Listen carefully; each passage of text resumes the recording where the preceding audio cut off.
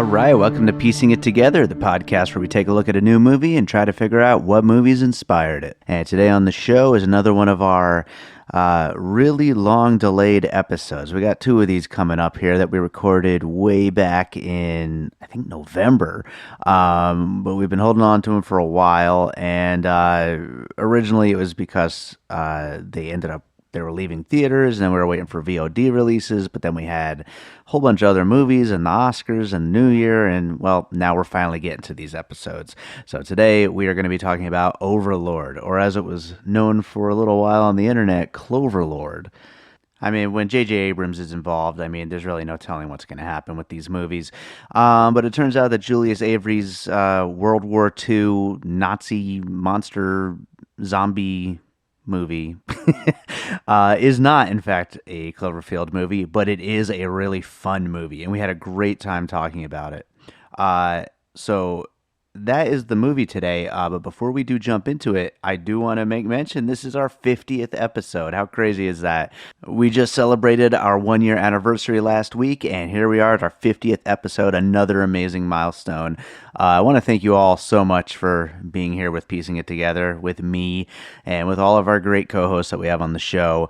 I hope you guys are all enjoying the show. We're going to keep doing it for you. And without any further ado, let's jump into the conversation about Overlord with our returning co-host, Josh Bell.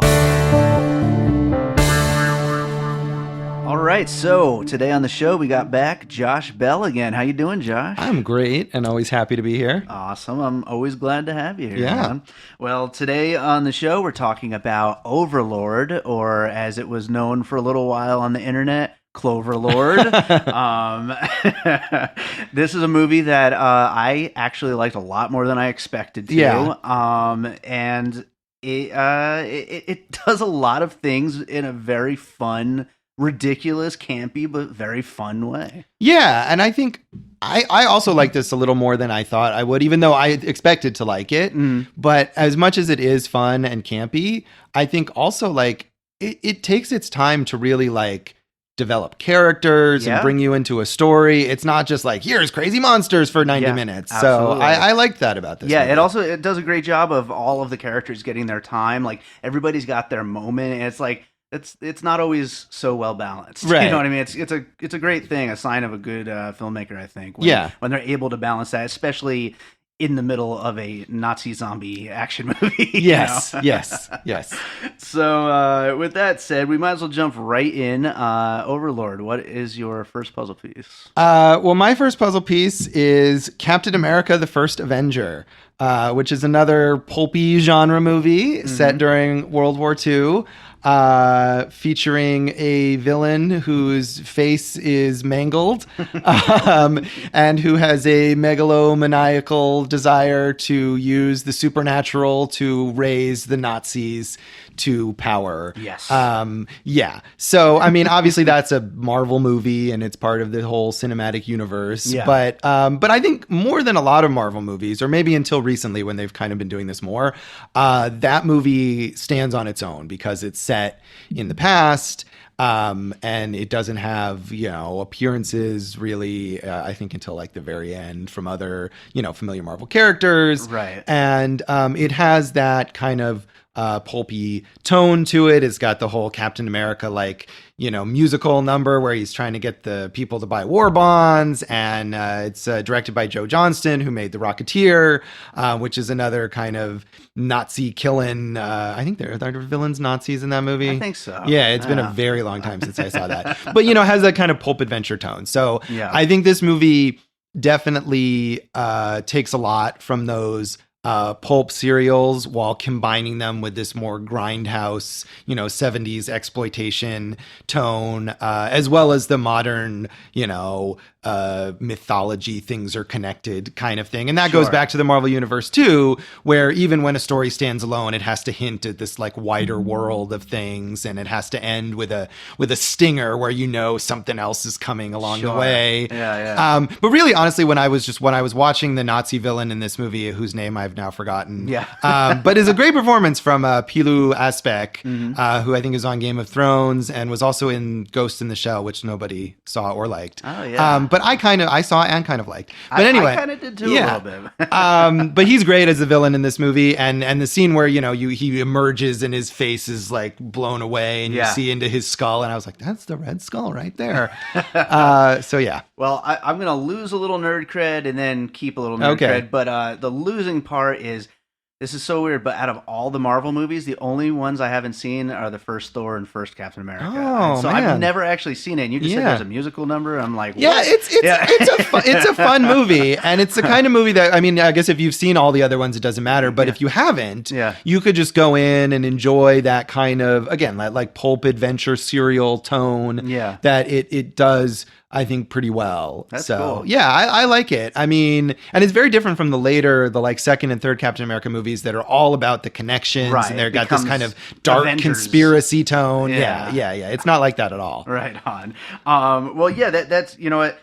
Going into my first puzzle piece, your talk of the villain is a perfect setup because I thought the exact same thing about his reveal was so great because it reminded me of Army of Darkness and Evil Ash. You know? And so that's my first puzzle piece is Evil Ash and Army of Darkness, which is just such a fun zombie-ish movie, you know what I mean? Which is what I felt like this movie was kind of, even in its heavier parts, it's just very fun. Like the action sequences are really well staged, and the villain is just so over the top, and I'm going to end up talking about him some more in some of my future puzzle pieces here, but Army of Darkness is the first one. I haven't seen Army of Darkness in a very long time, but I think and I know you're a huge Evil Dead fan and Bruce Campbell fan, and Bruce Campbell has that kind of like old pulp serial hero. Could have been in this movie. He could have. He absolutely could have been like the grizzled sergeant or whatever in this movie. I think he would have fit in perfectly. Yeah.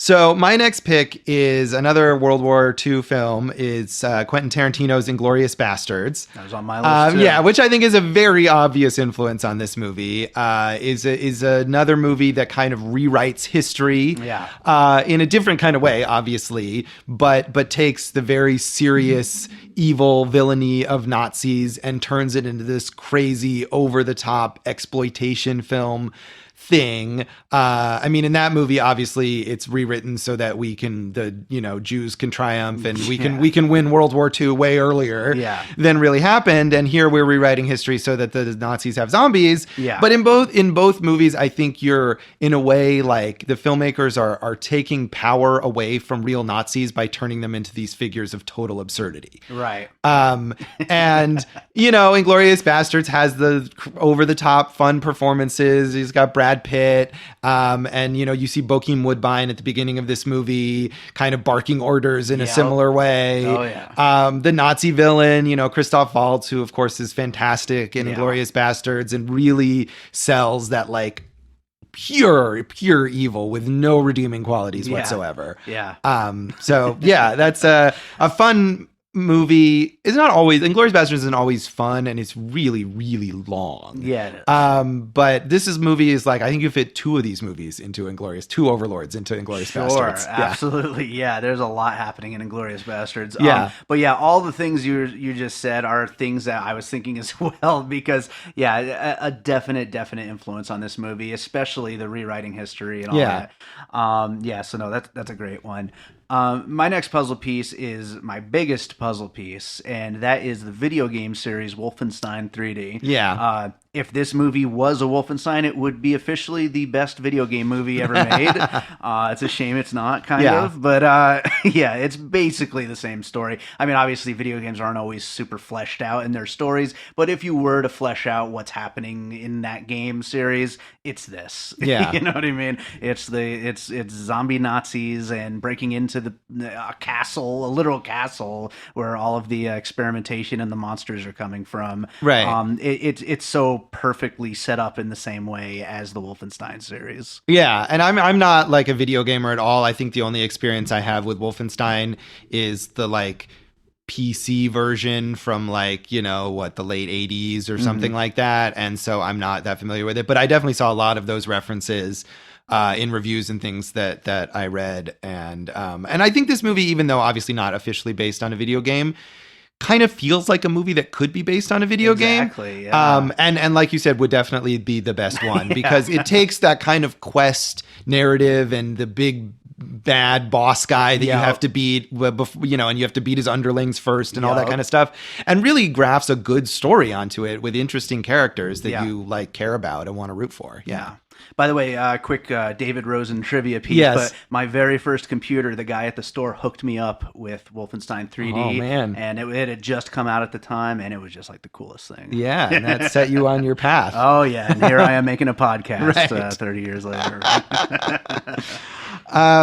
So my next piece is something a little more grounded. It's Saving Private Ryan. Okay. And this movie, Overlord, opens with, and if you came into this movie not knowing what it was, is a long stretch of time where you might think that this is just a regular old war movie. Yeah. I mean, a good one. Yeah. But just a historical kind of action-oriented drama, and it opens with this very intense scene of the main soldier characters getting airdrops into France, and things are chaotic, and they're being shot at, and you know they're about to die at all times, and they're being yelled at. They have to follow orders, and that very much reminds me of the storming the beach scene in Saving Private Ryan, where it just puts you right in the middle of the like terror of just being a soldier, and these guys are all really young, and they've never experienced anything like that. I think the main character here talks about how, you know, he was just at home and then all of a sudden he got a letter and now he's here on this plane jumping into enemy territory. And how did that even happen? It's very intense. Yes. Very, very intense. That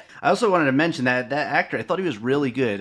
Jovan Adepo. I don't know if I've known him from anything else. I think he was in Fences, I want to say. Really? He had a small part in Fences. Okay. Yeah. Right on. Yeah, no, I thought he did a really great job in this movie.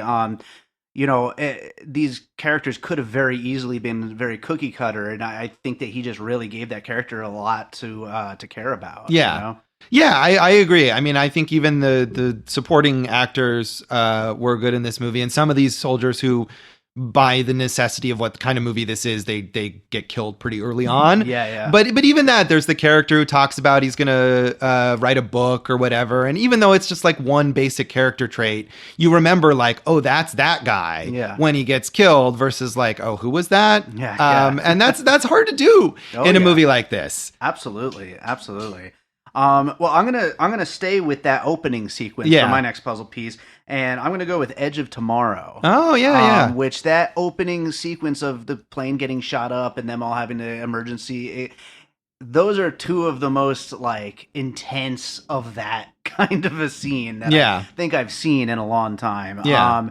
And that movie, Edge of Tomorrow, has kind of become a bit of a cult hit. I think they're finally going to do a sequel, supposedly. Yeah, we'll see. You know, we'll see how that goes. But yeah, no, that opening though, which is then repeated through Edge of Tomorrow, is like so super intense. And I think that this scene was kind of like the main feature of the trailer as well. It is really kind of what sold the movie on that intensity. And I was kind of surprised to see it really hold up once you're seeing it in the theater. Right. It wasn't just the trailer. It was like, it just kept you in there and it kept going. And it was like, damn, this is, this is pretty heavy duty. You know? Yeah, it really draws you in right away. Yeah. There's no waiting around for things to get going. Yeah. Like, it's there from the start. And again, even though it takes a long time to get to the supernatural elements, there's already so much happening, so much excitement and suspense that even if you didn't get to those elements, I think you could still probably end up with a pretty good war movie. Absolutely.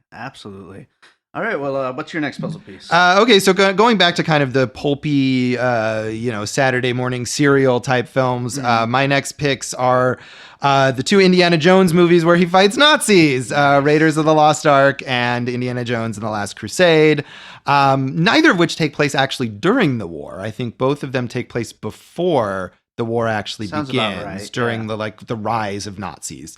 But the Nazis in those movies have basically the same goal as the Nazis in this movie, which is finding ancient secrets in order to give themselves a supernatural edge or finding the Slusho from the Cloverfield movies. Is that what you mean?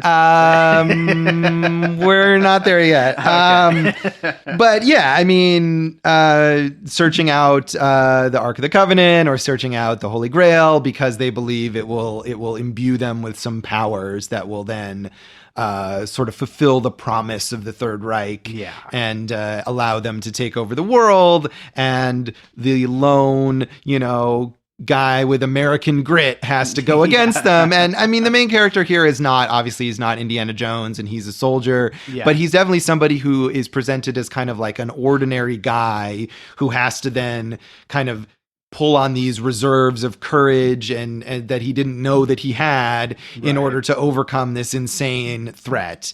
And it also has this kind of like adventure, you don't ever know what's going to happen kind of tone. And there's a bit comic booky that those Indiana Jones movies really have. Sure. Maybe not as much humor. Yeah.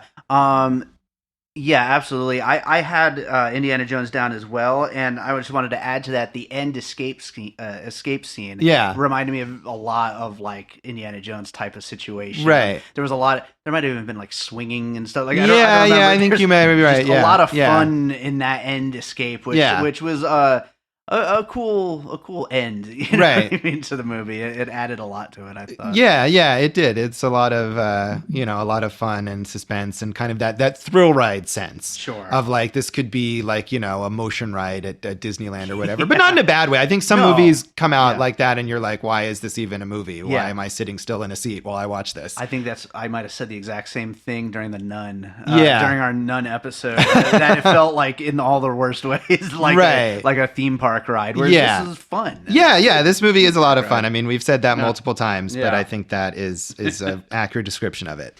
So my next puzzle piece, so I feel like maybe I'm missing something. I don't know. I didn't read a lot of reviews or anything after the fact, but to me, the zombies didn't really have much of a metaphor for anything or anything like that. They're just straight up just screen villains, and I never really found much in the 28 Days Later series to place on the zombies. I just felt like it was just kind of like it's just a zombie movie, and I kind of got a feel for them from that series, kind of where it's like just these like zombies out to get people, right? Where you don't need like a big statement about anything. It's just these are zombies. It's just scary creatures, right? You know what I mean?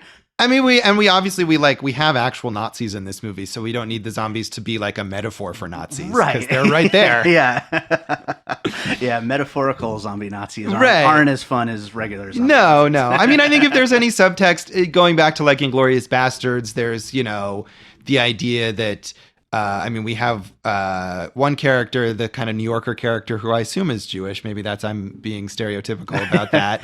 But well, I think his name was Rosenfeld. There you go. Yeah. So you've got that going, and obviously our main character, even though it's never really mentioned, is African American, and so you've got these minority characters who are sticking it to the Nazis. Sure. I mean, I think that's a pretty basic message, if you will, that's coming across in this movie. Yeah, that works. Absolutely.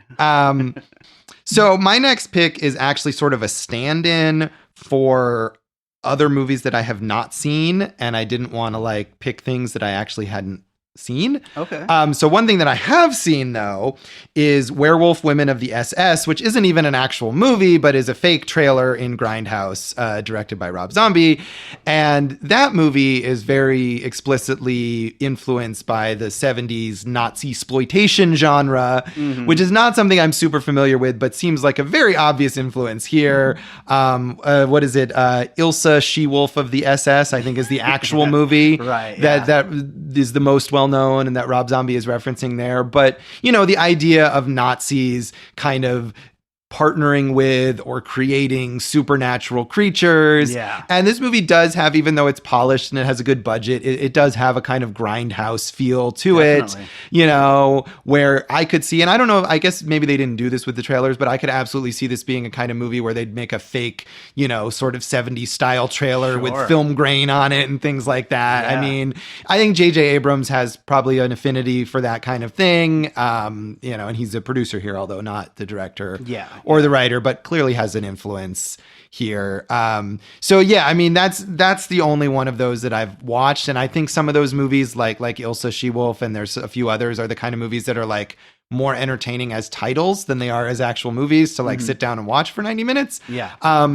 But taking that kind of trash and making it a little bit more polished is what this movie is going for. That, you know, that's exactly what I was about to say about Grindhouse itself, the movie, you right. know, because that's a puzzle piece I had written down, and it's taking inspiration from all those schlocky Grindhouse movies, but actually making something a little more polished and a little bit more of like a big movie. And that's it's a cool thing to do, because it kind of plays into exactly what we talk about here on the show, with taking inspiration from the things that have come before, you know? And the whole Grindhouse formula, it's something that allows you to go back there, but then do something a little different each time. Right. Yeah. And I think, I mean, there are a lot of filmmakers, and we just talked about Tarantino, who, well, you obviously Grindhouse as well. Yeah. You know, who have made a career in a way out of like taking all of this quote unquote crap that they maybe, you know, consumed in their younger days, and synthesizing it into something more artistically ambitious. Yeah. And that has something more to say. And, you know, but that still knows what it is and still has fun with it at the same time. Right. Sometimes I think it can get away from people who do that, especially maybe Quentin Tarantino. Sure. But this movie is not like trying to be profound necessarily. Exactly. Yeah. No, this movie is just going for thrills and scares and action and yeah. Right. And is succeeding at that. Exactly. Yeah. Exactly. Well, sticking with Quentin Tarantino, my next pick is From Dusk Till Dawn, which is a movie that, like this movie, starts out appearing to be one kind of thing, a more kind of grounded genre, although still a suspense, thrilling, action-y kind of thing. And then halfway through, all of a sudden, you're like, wait a minute, this is actually a vampire movie. Right. And you know, again, also like Overlord, I think no one went into From Dusk Till Dawn not knowing that because of the way that it was marketed. Yeah. But if somehow, and maybe now because it's years later and people aren't, I think that's sort of a forgotten movie, really. If you suddenly came across it and were like, oh, what is this movie with George Clooney in it? And didn't know, you would be shocked at suddenly in the middle of that movie stumbling on a vampire movie. And here too, if someone sees Overlord someday in the future and they don't know anything about it, all of a sudden the zombies are there in the middle of it after we've had this war movie. You know, it's a shift, but it's a shift that, I mean, at least here, I think that works. Yeah. It doesn't feel like you've just like taken a detour into a totally separate realm. It feels like an outgrowth of what has already happened. And I know it's been a very long time since I saw From Dusk Till Dawn. I don't know if it works as well, but it does that same kind of thing. I think part of the reason it works so well here is because if they weren't zombies, it still works as a, soldiers that are stranded, breaking their way into the enemy territory. You know? And so it works on multiple levels in that way. And yeah, absolutely. That's a really good puzzle piece. I like it because definitely From Dusk Till Dawn was another movie where it's like I can't even imagine if you didn't know going into it. Like it must have been pretty wild. Yeah, it's a weird experience. And that movie has like 2 like direct to video sequels. I think like 3. Maybe there you go. And a series, I think. Oh yeah, then it was a TV series, and I'm sure none of those have like that same amount of like twist. Like once you get to the sequels, and you're just got vampires. Yeah. And so I feel like if they made a sequel to Overlord where it was just like Nazi zombies the whole time, it would be less exciting. Right. Exactly. Yeah. Absolutely, I agree. Yeah. Well, so for my next puzzle piece, I I'm going to actually combine two movies, and I'm taking it back to our villain again. Okay. Like I said I was going to be talking about him a little more. I'm going to combine Event Horizon and Wonder Woman. Okay. Because I think this villain is almost like a combination of the villains of those two movies, and like this just very ridiculous, over the top, power hungry, cartoonish kind of villain, but like really, really well done though. You know what I mean? Yeah. The villain in this movie was great. Yeah, he takes this like. He takes the power of the ooze or whatever it is that he's getting injected with. Ninja Turtles movie, I think, right? is the title of that. I might as well add Ninja Turtles to this as well. But yeah, no, taking it, and he's just like, it's such an over the top, like, fun way that, and that's always what I felt about those two movies, is that those villains, they just ham it up so much. But in this movie, I would say like he kind of keeps it a little bit more in line with the overall feeling of the film, where he's not like totally overdoing it or anything like that, but it's like such a villain, you know what I mean? Right. Just a straight villain. Right. You know? Everything he does is just like purposely to be awful, like gratuitously bad. Like he could do things and accomplish his goals in like a less cruel way, but he just doesn't want to. Yeah, he's got to be evil. Yes. And I think he lets out a couple of like those like supervillain laughs, right, even, you know what I mean? Yeah. You know? Yeah. Which is just great. Yes. Yeah, it's a great performance and is very good. And that actor is now going to be stuck playing bad guys for a while, I think, because people see him as such a terrible person.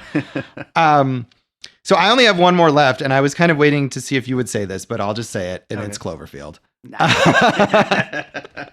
Yeah, no, I did not have that as, I have one left too, but I did not have that as a puzzle piece. I just figured we'd just kind of work it in wherever we could. Right. But sure, absolutely, let's keep it in there as a puzzle piece. I mean, obviously, as I think you mentioned, there was a lot of talk, and maybe even it was meant to be at some point that this was going to be a Cloverfield movie, which it turned out not to be. Yeah, and JJ says that it never was. Yeah, but who knows if you can trust anything that he says. Exactly. But either way, obviously, it is produced by JJ Abrams, and it has that sort of sense, like I was talking about with Marvel movies and Captain America, of like, there's a larger world kind of outside the reaches of this movie that our characters are hinting at or whatever. And even though Cloverfield is a very different kind of movie stylistically, I mean, it's a found footage movie and it takes place in the present day.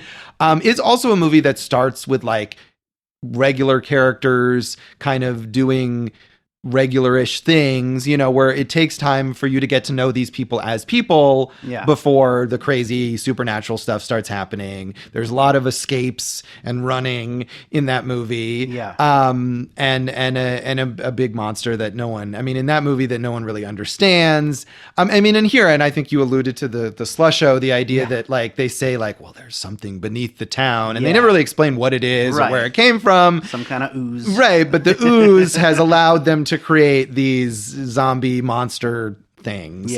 And just like in Cloverfield, we never find out where that monster came from or why it showed up or whatever. It's just like, there's a monster. So you got to play the ARG game, and then you'll find out. Okay, yeah. I mean, right. And for all I know, there's one for Overlord too. But yeah, I think JJ Abrams loves, and maybe this even also goes to the way that this movie starts as one thing and becomes a different thing, is that JJ Abrams loves fucking with you and making you think something is one thing and then revealing that it's actually this other thing. We think that this is this movie, but oh wait, it's a Cloverfield movie. This is a World War II movie, but oh wait, it's a zombie movie. Where they're on an island. Oh no, wait, it's purgatory. So yeah, I think that, and it can be annoying in some of the things that he works on, but here I obviously I liked it. I thought it worked. I had a silly fan theory that that the surprise this time around is that not until after it's out would he say, "Oh yeah, by the way, it really was." But retroactively. Yeah, retroactively. He's just going to go back and be like, "Here's a list of things that I worked on in the past. They're all now Cloverfield." Yeah, exactly. That's totally JJ. Another thing though to add to Cloverfield as a puzzle piece is and this depends on how much you like Cloverfield. To me, I love that movie. I like it too. really Yeah, do. yeah. And to me, it's like kind of an elevation of the found footage genre, which Yeah. most of those movies are pretty dreadful. Yeah. Whereas a lot of zombie movies are pretty terrible too. Sure. And so this is definitely aiming higher with the genre. Yeah. Yeah, it is. It is. And I think that's, yeah, like we were saying, it's a more polished version, but it's not trying to be like a big statement or, Sure. it's still a fun, entertaining, thrill ride kind of movie. Absolutely. So I only have one more puzzle piece, and this is the first time I've ever had this. It is a guest puzzle piece from my dad. All right.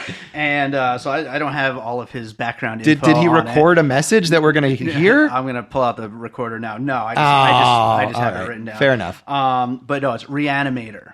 Mm-hmm. Yeah, so he thought that all of the people that are being experimented on inside the Nazi base, inside the castle, reminded him of Reanimator, and the half people and all that, and the people with limbs missing and everything, and they're like hooked up to machines and everything like that. Yeah, which I thought was a pretty good one, and so I figured I'd bring it up. Yeah, no, I think that makes sense. It's been a long time, and I don't remember enough detail about Reanimator. I actually, like, when I was looking online to get some ideas, I saw several references to that, but then I didn't write it down because I thought, like, I can't speak to it well enough. But obviously it's something that other people saw as well. Right on. Yeah. Very cool. I'll have to tell my dad he's there you go. He's on the money. He's right. All right, so let's do the finished puzzle.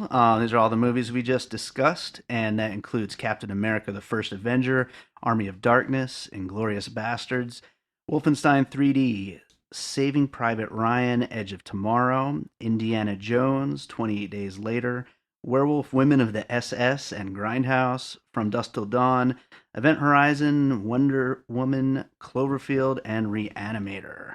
A lot of great movies on this list. Yeah. A lot of genre in here as well. Sure. Which this is very much a celebration of all things genre, kind of. So yeah, we both seem to love this movie. Any closing thoughts or any other things about it that we didn't get to mention? Yeah, I don't know. I think we mentioned, the performances. We talked about the villain a lot, but all the performances in this movie are strong. Even the sort of secondary characters who just have a few little moments. So I think for a movie like this, that really helps because it's over the top and it could be silly. But if you have actors who can make the characters feel like real people, then that makes a big difference. Sure. The other thing is I think this movie didn't do that well. And I think that's a bummer because it's a fun movie. It's the kind of movie that I feel like audiences would like. And maybe it just was released in the wrong week, or it wasn't marketed as well as it could have been, or I don't know what the reason is. But I hope people will rediscover this one on home video if they missed it, because anybody who likes zombie movies, who likes action, who likes horror, who likes all these different genres that this movie mashes up, I think will really like this movie. I think we're seeing the zombie genre kind of falling by the wayside. I think, people are zombied out, and I think that's probably part of what led to it not doing so well. But yeah, I don't know. I wish it had. One last thing I wanted to mention, I'd written down, one of the things I like so much about the movie is it's a mix of zombie, action, war, adventure, horror, a little bit of comedy, even, just all rolled into one. Yeah. And to balance all that all at once is, quite I think achievement, really. There's so many different genres all being thrown together and mixing together in a way that works. Yeah, I think we should mention the director. I don't know if we have Julius Avery. Julius Avery. I mean, I think JJ Abrams throws these crazy ass ideas out, and then somebody has to realize it. Another reason I thought it was going to be a Cloverfield, because that seems to be his thing, is getting a director that hasn't really done much before, right? And then taking him and giving him a big budget. Yeah, yeah. But I think Avery handles that really well, and maybe not everyone who made one little feature can suddenly take on something like this, but he did a good job of it. I'm looking forward to seeing what he does. Yeah, absolutely. All right, well, Josh, you got anything you want to recommend, and then also you want to plug where we can find you? Well, where you can find me, as always, on social media. You can follow me on Twitter at SignalBleed, on Facebook at Josh Bell Hates Everything. Go to joshbellhateseverything.com for my random musings about whatever I feel like musing about. You can catch me on Channel 13 here in Las Vegas on Fridays at 11:15 in the morning and Sundays at 6:30 p.m. And as far as recommendations, I think going with the kind of pulp genre theme, I'm going to recommend the new season of Mystery Science Theater 3000, which is recently-ish, depending on when this is out, premiered on Netflix. I've always been a big Mystery Science Theater fan going back many, many years. And I think when they had this sort of reboot-ish version, I was not sure how that it would go, but I've been really enjoying it. I think the first season that they did was really funny, and all the people, Jonah Ray and Hampton Yount and Baron Vaughn, Las Vegas represent, have done a really good job of stepping in as the riffers. Mm-hmm. And this new season, I've actually only seen 2 out of the 6 episodes so far this season, but I've enjoyed them both. And I liked that in this season, I just watched the episode where they talked Atlantic Rim, which is an asylum movie ripoff of Pacific Rim. Nice. And one thing I was a little disappointed in the first Netflix season was that they still kept with movies mainly from like the 70s and early to mid 80s. And there's so much crap that's recent that deserves this treatment. And so I was glad they got at least one of those in here. So I'm looking forward to watching the rest of the season. Atlantic Rim. Yeah. Yeah, no, I haven't watched any of the new episodes. I really should. I used to love that show. Yeah, it's a lot of fun, the new version. And I mean, I think there's a bunch of old ones on Netflix and in various other places, but the new ones are, I think they live up to my, childhood memories of watching those old ones. I definitely will laugh a lot watching these new episodes. Well, sounds awesome. And hey, as always, thanks again for being here, man. Yeah, thanks for having me.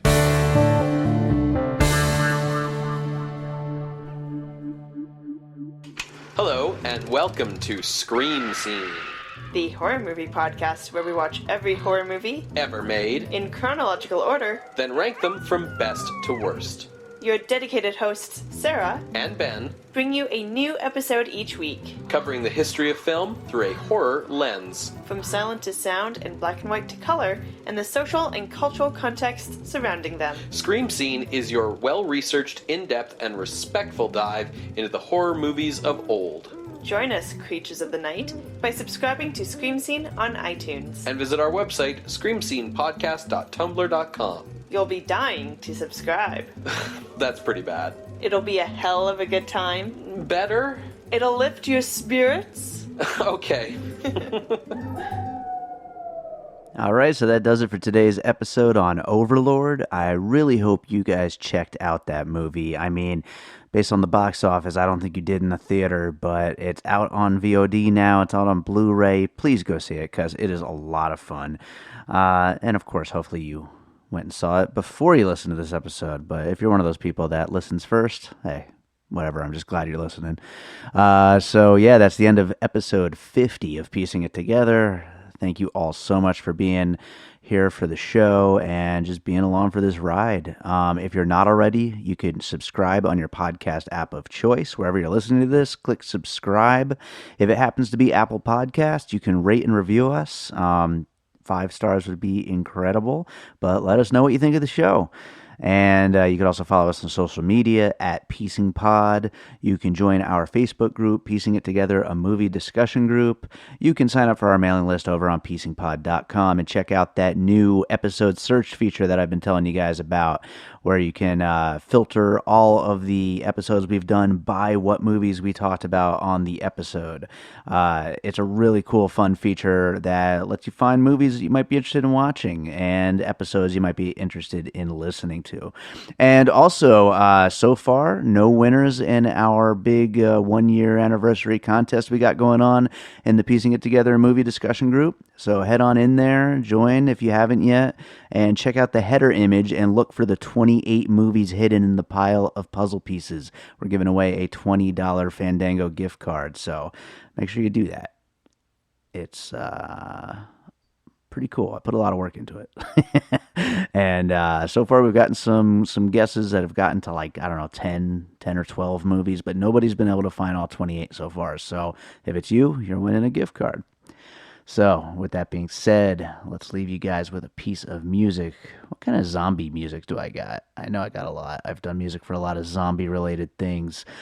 I got one that's pretty cool. This is actually from a web series that I scored, God, like 6, 7 years ago, maybe even a little longer. My friend Doug Farah directed it. It's called Vitamin Z, and it was like a 8 episode zombie web series. And I did the music for most of the series. And this piece was a pretty big centerpiece of the second to last episode, and it's pretty awesome. Doesn't have a exact title or anything like that, but it is a piece from Vitamin Z, so enjoy it, and we'll be back next week with another episode, maybe even another 2 episodes like this week. We got a lot to do, so we'll be back with a lot more piecing it together. Thanks for listening.